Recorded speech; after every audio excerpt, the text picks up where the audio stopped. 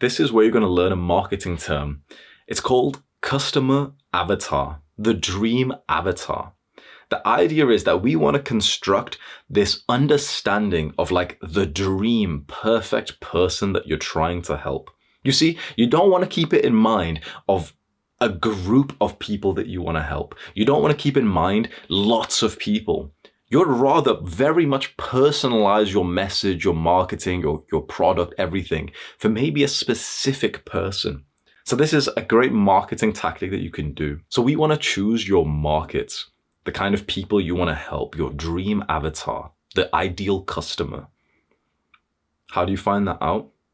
Well, it's just through asking yourself about your interests and what you value, what you care about. Who do you like? Who do you want to help? Who do you understand? Whose problems could you genuinely help with? For a lot of us watching, the easiest answer and perhaps the best answer is your younger self. Just like if you think back 6 months or 12 months or maybe even years and you think about a specific problem that your younger self was going through, maybe you just decide to help them. Once you have an idea of what it could be, the kind of person you want to help, but you don't feel too certain, I'll give you the best advice I could give, so I hope you take this seriously. Just choose one and commit to it. What kind of person could you help? The first thing that comes to your mind is like, my younger self who was addicted to video games, boom, just go with that. Just go with that, because naturally over the next few months, you'll kind of fine tune and correct course and know what you like, know what you don't like. But trying to overthink this right now and thinking of the perfect market and everything like this overthinking that so many young guys get into, you make no progress. So just choose one right now and let's dive deep into it. There's a fantastic question that comes up, especially when we start to think about our younger selves as like the market that we want to help, the people we want to help. And that is, what if my ideal person or customer doesn't have so much money? So what if, for example, your people that you want to help is young men who are addicted to video games? But of course, we want to make a business, we do want to make money. But those guys don't really have that much money to give you, right? Compared to like what you've heard online on YouTube, where if you make like an agency for chiropractors or for orthodontists or something, they've got a lot of money. So, it might be better to go with them. Here's where I would disagree. Because let's imagine like a stereotypical 16-year-old young guy. He's broke, right? He can't afford any product that we want to sell him, right? Is that so? What shoes is he wearing? Nike trainers, $150. How much are new shoes these days? A lot of motherfuckers, even 16-year-old broke kids, they don't buy pre-owned shoes from eBay or anything, right? They go into the store and buy them just like new, as you'd expect, right? From Nike or JD or Adidas, whatever. How much are shoes? $100, $150, and they're spending that every couple of months on new shoes. And what has he got inside of his ears? AirPods. How much are AirPods? $200? His shirt, $35, $40.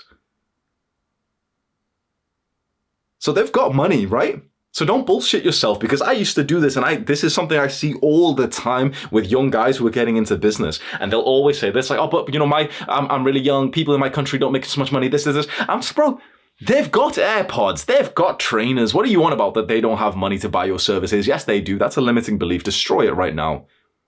Think to yourself with this, like a bit of a stronger mindset. They're spending money on stuff. Why not your stuff?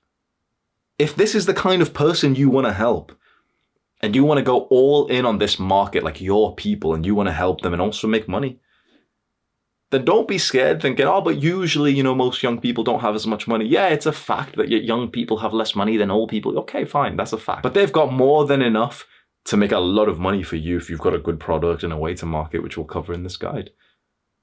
So I think it's way better to choose the market, the people that you genuinely care about, even if it seems like they don't have as much money as like a different market, which you would only try to help for the money. Like if you have a passion to help chiropractors and physiotherapists and dentists scale up their businesses, then sure, do that. But if you're thinking like, what the fuck is a chiropractor? Like, then don't pursue trying to help people that you don't even know or care about. Rather just go with the kind of people that you want to help. Now, look at Andrew Tate. He's made a lot of money in the last few years, right? But like if you do the math, probably hundreds of millions. Who is his market? specifically broke young men. He appeals to the broke young man, and yet he's made millions from them. Because they still have enough money to add up to get you to a crazy amount. Destroy that limiting belief. What we want to do is create our dream avatar. So this is your actionable step. Load up a document on your computer, maybe your phone or a piece of paper, and just title it like Dream Avatar, Customer Avatar. What we want is pure, autistic detail about the kind of person that we want to help with our business. I'm talking detail like we want to know the first few thoughts that pop into their mind the moment that their eyes open when they wake up. We want to know not just what they say out loud publicly that they want, but what they really want, what they might not talk about outside of their own mind. We want to know their fears, their hopes, their dreams, their goals.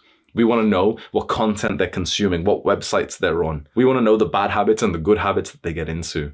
We want to have like a document which outlines one specific, like imaginary person. Maybe it's not even imaginary. Maybe it's you. Maybe it's your younger self. Maybe it's someone that you know. Give it a name, maybe even a picture. Construct like a character.